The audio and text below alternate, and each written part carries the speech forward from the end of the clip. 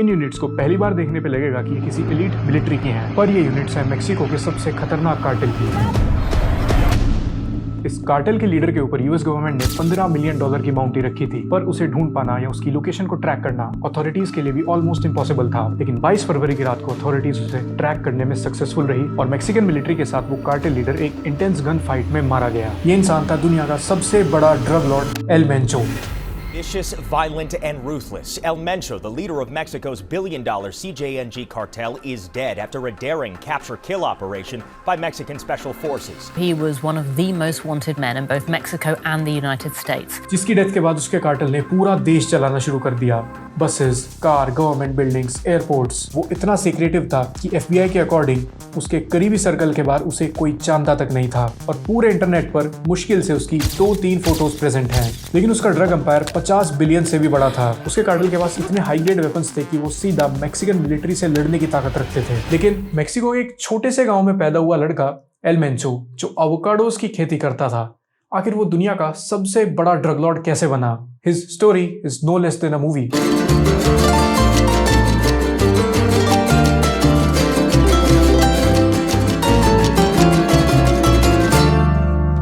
निमिसियो ओसाकुआरा सिवेंटेस ये मेक्सिको के मिचोकुआन स्टेट में बॉर्न हुआ था और 6th स्टैंडर्ड में अपनी पढ़ाई छोड़ने के बाद ये एवोकाडो की खेती में इन्वॉल्व हो गया एंड अराउंड 1980s 19 साल की एज में वो इलीगली बॉर्डर क्रॉस करके अमेरिका के कैलिफोर्निया में चला गया। लेकिन 1986 में सैन फ्रांसिस्को की पुलिस ने उसे स्ट्रीट पर मेथ बेचते हुए पकड़ लिया, जिसके बाद उसे डायरेक्टली मेक्सिको डिपोर्ट कर दिया गया। बट उसके कुछ महीनों बाद ही वो फिर से इलीगली यूएस आ गया और इस बार 1989 में उसे ड्रग ट्रैफिकिंग चार्जेस के अंडर अरेस्ट करके कुछ महीनों तक पहले ट्रायल में रखा गया, फिर वापस मेक्सिको डिपोर्ट कर दिया गया। बट टू दिस पॉइंट वो कैलिफोर्निया में एक हाई लेवल ड्रग डीलर बन गया था, इसीलिए उसने तीसरी बार यूएस में इलीगली एंट्री ली और इस बार निमिसियो और उसका भाई अब्राहम सैन फ्रांसिस्को के इंपीरियल बार में $9,500 की हेरोइन बेचते हुए पकड़े गए, क्योंकि जिन लोगों को वो हेरोइन बेच रहे थे वो दोनों यूएस के अंडर कवर एजेंट्स थे। तो इस बार निमिसियो को अरेस्ट करके अथॉरिटीज ने 60 महीने के लिए जेल में भेज दिया और ईयर 1997 में एल मेंचो को फाइनली मेक्सिको डिपोर्ट कर दिया। मेक्सिको डिपोर्ट होने के बाद एल मेंचो ने वहां की पुलिस फोर्स ज्वाइन कर ली और कुछ समय में ही उसे बहुत अच्छा आइडिया लग गया कि मेक्सिकन एनफोर्समेंट एजेंसीज आखिर काम कैसे करती हैं। थोड़े टाइम बाद ही उसने वो पोजीशन छोड़ दी और वापस ड्रग्स की दुनिया में स्टेप रखते हुए उसने सबसे पहले रोसालिंडा गोंजालेस से शादी की। अब एल मेंचो की वाइफ की फैमिली मिलिनियो नाम का एक कार्टेल रन करती थी, जो उस समय मेक्सिको के सबसे बड़े कार्टेल सिनालोआ का एक सैटेलाइट कार्टेल था। अब इनिशियली एल मेंचो मिलिनियो कार्टेल के लिए एक हिटमैन बन गया, वो उनके साथ काम कर रहा था, बट अल्टीमेटली उसका एम था इस कार्टेल को लीड करना। बट जुलाई 2010 में मेक्सिकन फोर्सेस ने सिनालोआ कार्टेल के चीफ इग्नेसियो कोरोटेल को मार दिया। ये वही ड्रग लॉर्ड था जिसके लिए एल मेंचो के इन-लॉज काम कर रहे थे। कोलोनेल की डेथ के बाद मेक्सिकन फोर्सेस ने एल मेंचो की वाइफ, उसके फादर और कार्टेल लीडर को भी अरेस्ट कर लिया। अब पूरा कार्टेल काफी अनस्टेबल हो गया था। कार्टेल में अपने इंटरनल डिस्प्यूट्स चल पड़े, जिसकी वजह से कार्टेल बट के 2 फ्रैक्शंस में आ गया, रेजिडेंशिया और twisted ones. El Mencho twisted one की साइड था और इसी फैक्शन ने इंटरनल फाइट जीत ली। अब एल मेंचो मिलिनियो कार्टेल का सक्सेसर था और साथ ही में उसने अपने ब्रदर इन लॉ और वाइफ की हेल्प से एक नया कार्टेल सेटअप किया, CJNG। 2009 में एल मेंचो की ऑब्जर्वेशन के अंडर मिलिनियो कार्टेल ने मेटाजेटा नाम की एक फोर्स खड़ी की। इंग्लिश में इसका मतलब जेटा किलर्स था। अब एक और कार्टेल था लॉस जेटा किलर्स, जो उस वक्त मेक्सिको में काफी एक्टिव था और ये मिलेनियोस के कट्टर दुश्मन भी थे। 2009 में मेक्सिको के एक शहर कैनकुन में 3 जेटा कार्टेल के लोगों की बॉडीज एक वैन में मिली, जिन पर लिखा था we are a new group Zeta killer और हम किडनैपिंग और एक्सटॉर्शन के खिलाफ हैं। ये एल मेंचो की तरफ से जेटास को पहली वार्निंग थी। अगली बार 2011 में जेटा किलर्स ने जेटा कार्टेल के 35 लोगों की बॉडीज को बुरी तरह से काट के एक मेक्सिको की सिटी वेरा क्रूज के अंडरपास के नीचे छोड़ दिया, वो भी पीक आवर्स में, जिससे इन बॉडीज को ज्यादा से ज्यादा लोग देख सके। इन किलिंग्स के बाद एल मेंचो के जेटा किलर्स ने पूरे मेक्सिको में फोन पर मैसेजेस भेजे, पोस्टर छपवाए, जिन पर नाम लिखा था कि हम एक पैरेलल स्टेट बना रहे हैं और हम आपको क्रिमिनल से बचा सकते हैं। Kind of a playing nice guy propaganda to earn the public support and to establish their cartel in Mexico। El Mencho का CJNG कार्टेल एक नॉर्मल कार्टेल से बहुत अलग था। इन्होंने स्टार्टिंग से ही CJNG को एक प्राइवेट मिलिट्री की तरह एस्टैब्लिश किया। कार्टेल रिक्रूटमेंट के लिए लोगों को किडनैप भी करते थे और इनकी प्रेफर्ड एज रहती थी 12 से लेकर 25 साल। न्यू मेंबर को कार्टेल में शामिल होने के लिए एक प्लेज लेनी पड़ती थी और वो प्लेज ली जाती थी ह्यूमन हार्ट्स को खाकर। तो कार्टेल को और स्ट्रॉन्ग करने के लिए एल मेंचो ने यूएस से हर साल 2 से 5 लाख वेपन स्मगल करने स्टार्ट कर दिए, जैसे anti air guns, rocket launchers, M82, M95, इन जैसे और भी बहुत सारे एडवांस मिलिट्री गन्स थी। और इन वेपन से सीजीएनजी कार्टेल इतनी स्ट्रॉन्ग हो गई कि मैक्सिकन पुलिस तो उनके साथ फाइट लेने का कभी सोच भी नहीं सकती, और अगर मैक्सिकन मिलिट्री भी फाइट लेगी तो उनके लिए ऐसा होगा कि वो किसी दूसरी कंट्री से फाइट कर रहे हैं। 2015 में जब मैक्सिकन मिलिट्री सीजीएनजी कार्टेल को अटैक करने आई तो इनके कार्टेल के मिलिट्री ट्रेन मेंबर्स ने आरपीजी से मिलिट्री के हेलीकॉप्टर्स को ही गिरा दिया। एल मेंचो हमेशा अपनी कार्टेल में ऐसे लोगों को रिक्रूट करता था जिन्हें मिलिट्री कॉम्बैट का कोई ना कोई एक्सपीरियंस हो। वो लोग कोलंबियन फाइटर्स को रिक्रूट कर रहे थे जो रशिया यूक्रेन वॉर में रशियन फोर्सेस के अगेंस्ट लड़कर आए थे, और सिर्फ ग्राउंड अटैक्स में ही नहीं बल्कि ये अपने मेंबर्स को कॉन्फ्लिक्ट जोन्स में भी डिप्लॉय करते हैं, जिससे ग्राउंड के साथ उन्हें ड्रोन कॉम्बैट एक्सपीरियंस भी मिल सके। रिसेंट केसेस में तो सीजीएनजी मेंबर्स पुलिस और म्यूनिसिपल बिल्डिंग्स पर एक्सप्लोसिव ड्रॉप्स करने के लिए ड्रोन्स का यूज कर रहे हैं। टू माय सरप्राइज ये कार्टेल सिर्फ ड्रोन ही नहीं बल्कि एआई और सोशल मीडिया की भी बहुत अच्छी अंडरस्टैंडिंग रखते थे। ये सोशल मीडिया को एक रिक्रूटमेंट टूल की तरह यूज किया करते थे, and they had a pretty good understanding of PR and narrative also. Mexico के गांव में सोशल मीडिया पे स्क्रॉल करते हुए एक लड़के को फेसबुक पर एक एड दिखा। उस एड में वो शो कर रहे थे कि एक कंपनी में सिक्योरिटी गार्ड की जॉब अवेलेबल है, और जब उसने रिक्रूटर से कांटेक्ट किया तो रिक्रूटर ने लड़के का बस टर्मिनल तक बस फेयर पे किया, टर्मिनल से सिटी तक उसकी कैब कराई। लेकिन जब वो लड़का ऑफिस पहुंचा तो उसने देखा वहां सिर्फ एक वेयर हाउस था और उस वेयर हाउस में बहुत सारे आर्म्ड लोग खड़े थे। वहां उस लड़के से बोला गया वो लोग उस लड़के को हिटमैन बनाने के लिए ट्रेन करेंगे, और अगर उसने भागने की कोशिश की तो उसकी बॉडी के टुकड़े कर दिए जाएंगे। सीजीएनजी ये फोर्स्ड रिक्रूटमेंट सोशल मीडिया और टिकटॉक के थ्रू करता था। सोशल मीडिया पे लोग माफिया और बैडेस म्यूजिक का यूज करके कार्टेल नार्को कल्चर और कार्टेल मेंबरशिप को ग्लोरीफाई करते थे ताकि ये अपने कार्टेल में यंग ब्लड को अट्रैक्ट कर सकें। वो सोशल मीडिया पे ये भी दिखाते थे कि कैसे कार्टेल मेंबर्स एक्सपेंसिव ज्वेलरी पहनते हैं, लग्जरी कार्स ड्राइव कर रहे हैं, और उनके पास अथॉरिटीज को बैश करने की पावर भी है। और ये चीजें कार्टेल ज्वाइन करवाने के लिए यंग लोगों को अट्रैक्ट कर भी लेती थी। एक 19 साल के लड़के को टिकटॉक पर जॉब ऑफर आया, और जब उसने कॉन्टैक्ट करके एम्प्लॉयर से जॉब डिटेल्स के बारे में पूछा तो उसे बताया गया कि उसे कार्टेल ज्वाइन करने से पहले 3 महीने की ट्रेनिंग दी जाएगी, और अगर ट्रेनिंग के बाद वो कार्टेल ज्वाइन नहीं करता तो तुरंत उसके सर में गोली मार दी जाएगी। एक बार अगर कोई कार्टेल ज्वाइन करने आ गया then they've got no other choices। और ये कार्टेल्स काट कर फेंकना या फिर गोली मारने की बात सिर्फ थ्रेट देने के लिए नहीं करते थे, बल्कि 2007 से 23 के बीच मैक्सिकन अथॉरिटीज को 5700 ऐसी ग्रेव्स मिली जो ड्रग कार्टेल्स और ऑर्गेनाइज्ड क्रिमिनल ग्रुप्स ऑपरेट कर रहे थे, जहां लोगों को मारकर दफनाया जाता था। ऐसी ही ग्रेव्स अथॉरिटीज को मार्च 2025 में मिली थी, जहां 200 शूज के पेयर्स थे और उनके साथ पूरी तरह से बर्न ह्यूमन रिमेन्स। ये वही लोग होते हैं जो या तो कार्टेल ज्वाइन करने से मना कर देते हैं या फिर रिबेल करते हैं। द सन की एक रिपोर्ट के हिसाब से जो मेंबर कार्टेल ज्वाइन करने से रेजिस्ट करता है उसकी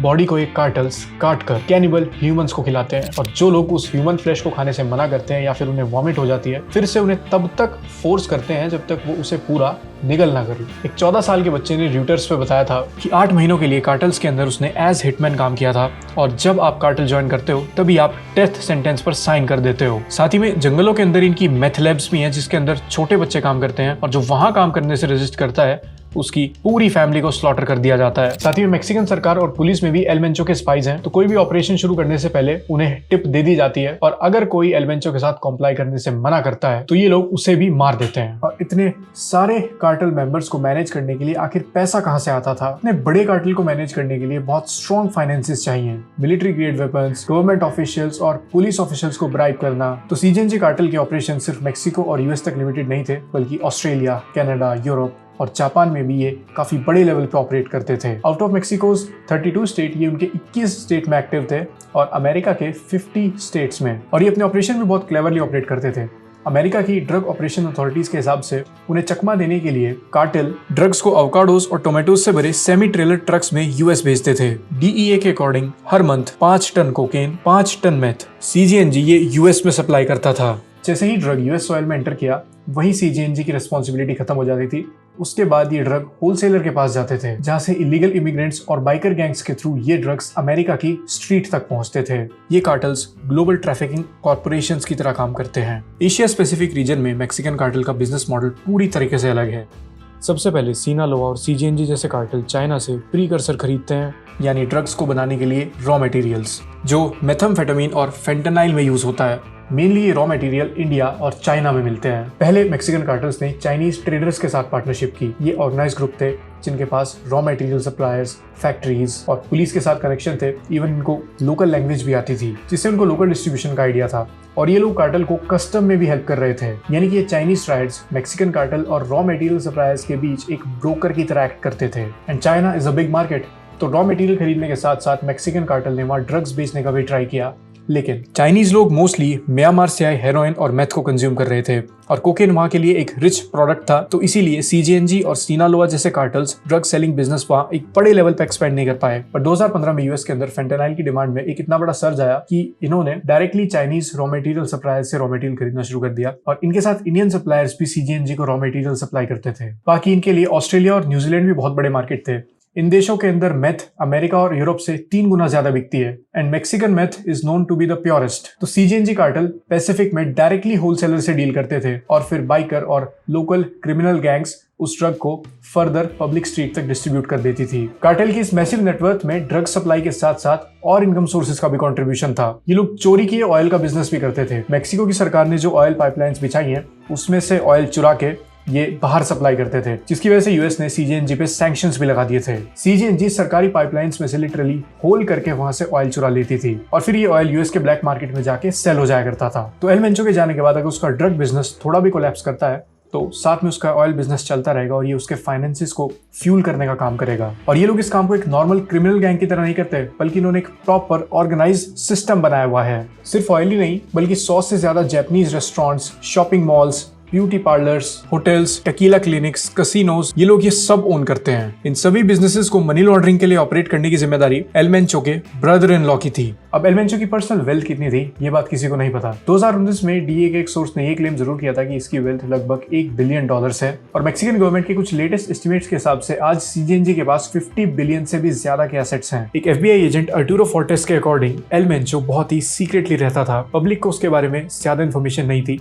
लोगों के पास उसकी सिर्फ 2-3 फोटोज थी और कुछ सोर्सेज के अकॉर्डिंग उसकी हाइट, वेट और एज की इन्फॉर्मेशन पब्लिक थी और कुछ नहीं। जिन लोगों ने उसके साथ डीलिंग्स की थी they often described him as ghost, क्योंकि एल मेंचो के क्लोज वंस के अलावा उसे किसी ने पब्लिक में स्पॉट तक नहीं किया था। एल मेंचो की प्रोटेक्शन के लिए उसके साथ हर वक्त ट्रेंड कमांडोज घूमते थे जिनके पास एंटी ड्रोन वेपन्स थे और वो ऐसे हथियार कैरी करते थे जिससे वो मिलिट्री हेलीकॉप्टर को शॉट डाउन करने की कैपेबिलिटी रखें। एल मेंचो अपने साथ एक यंग हैकर्स की टीम रखता था जिससे वो आर्मी के कंप्यूटर्स में इन्फिल्ट्रेट करके देख सके कि उसके खिलाफ क्या प्लानिंग चल रही है। उसके घर तक जाने वाले रास्ते में लैंड माइन्स बिछी हुई थी और ना ही एल मेंचो कोई मोबाइल डिवाइस यूज कर सकता था, तो उसे जीपीएस से ट्रैक करना भी इम्पॉसिबल था। तो एट द एंड वो पकड़ा कैसे गया? एल मेंचो को ट्रैक कर पाना वाज ऑलमोस्ट इम्पॉसिबल। तो मैक्सिकन मिलिट्री ने 20 फरवरी से ही एल मेंचो की गर्लफ्रेंड को ट्रैक करना स्टार्ट कर दिया और मैक्सिकन मिलिट्री डायरेक्टली उसकी गर्लफ्रेंड को नहीं बल्कि उसकी गर्लफ्रेंड से एसोसिएटेड एक क्लोज्ड वन को ट्रैक कर रही थी। तो 20 फेब को एल मेंचो की रोमांटिक पार्टनर उसके पास गई and after spending a night she left, लेकिन एल मेंचो अभी भी येलेस्को के टपैपा में था और एल मेंचो की रोमांटिक पार्टनर के जाने के बाद ही मिलिट्री ने अपना ऑपरेशन फाइनलाइज कर दिया। वैसे तो बहुत कम पॉसिबिलिटी थी कि एल मेंचो 2 रात एक ही जगह पर रहे। उसे एक किडनी की बीमारी थी जिसके चलते एल मेंचो को एक ही जगह पर रहकर डायलिसिस लेना पड़ता था। तो यूएस इंटेलिजेंस ने जैसे ही एल मेंचो की एग्जैक्ट लोकेशन ड्रॉप की उसके तुरंत बाद संडे के दिन सनराइज से पहले ही एक हेलीकॉप्टर ने मैक्सिकन स्पेशल फोर्सेस के 12 से ज्यादा ऑपरेटिव्स को एल मेंचो के हाइडआउट के पास ड्रॉप कर दिया और लास्ट नाइट ही एल मेंचो ने इस हाइडआउट पर एक पार्टी होस्ट की थी। तो उसकी सिक्योरिटी टीम भी हाई अलर्ट पर नहीं थी। जैसे ही मैक्सिकन स्पेशल फोर्सेस के ऑपरेटिव्स एल मेंचो के हाइडआउट के पास पहुंचे तभी सीजेएनजी के मेंबर्स ने उन पर ओपन फायर कर दी। दोनों साइड से बहुत देर तक ये ओपन फायरिंग चली और इसमें सीजेएनजी के बहुत सारे मेंबर्स मारे गए। तो अब सिक्योरिटी फोर्सेस एल मेंचो को लोकेट करने का ट्राई कर रही थी। उनसे बच के एल मेंचो भागने लगा और उसके साथ जितने लोग सिक्योरिटी में थे वो लगातार स्पेशल फोर्सेस पर फायर कर रहे थे। लेकिन स्पेशल फोर्सेस के पास एक हेलीकॉप्टर का सपोर्ट था, बट कार्टेल मेंबर्स ने जब उस पर फायरिंग की तो हेलीकॉप्टर को इमरजेंसी लैंडिंग करानी पड़ी। बट फाइनली सिक्योरिटी फोर्सेस ने एल मेंचो को जंगल में लोकेट कर लिया और एल मेंचो के साथ जितने भी सिक्योरिटी में लोग थे सबसे पहले मिलिट्री ने उन्हें मारा। फिर एल मेंचो और उसके साथ जो 2 बॉडीगार्ड प्रेजेंट थे उन्हें ट्रांसपोर्ट करने के लिए मिलिट्री ने हेलीकॉप्टर मंगाया और जब हेलीकॉप्टर से इंजर्ड एल मेंचो को हॉस्पिटल ले जाया जा रहा था तो ऑन द वे उसकी डेथ हो गई। But that was not the end. उसकी डेथ के बाद सीजेएनजी कार्टेल के लोगों ने मेक्सिको में बहुत बड़े लेवल पे वायलेंस शुरू कर दिया। 25 मैक्सिकन ट्रूप्स मारे गए, सभी स्कूल्स बंद थे, फ्लाइट्स कैंसिल्ड थी। जून मंथ में जो मेक्सिको में फीफा वर्ल्ड कप होस्ट करना था वो भी कैंसिल हो गया। कार्टेल मेंबर्स ने एयरपोर्ट जैसे हाई सिक्योरिटी एरिया में भी आग लगा दी। ऑपरेशन के बाद सिक्योरिटी फोर्सेस ने एल मेंचो की सिक्योरिटी टीम के पास से armoured vehicles, 7 long fire arms, 2 rocket launchers और दूसरे टेक्टिकल इक्विपमेंट सीज किए हैं। मैक्सिकन डिफेंस फोर्स के अकॉर्डिंग अभी तक सीजेएनजी के 23,000 सीज्ड वेपन्स में से 80% यूएस मेड निकले हैं। आने वाले समय में मेक्सिको के अंदर ये केओस और ज्यादा बढ़ने की उम्मीद है। द क्वेश्चन इज कि एल मेंचो के जाने के बाद सीजेएनजी कार्टेल को कौन लीड करेगा? And no one has the answer, but cartel के ऑपरेशंस अभी भी उसी तरह चलते रहेंगे। So that was the story of El Mencho. अगर आपको वीडियो पसंद आया तो चैनल सब्सक्राइब करना, वीडियो को शेयर करना। Until next time.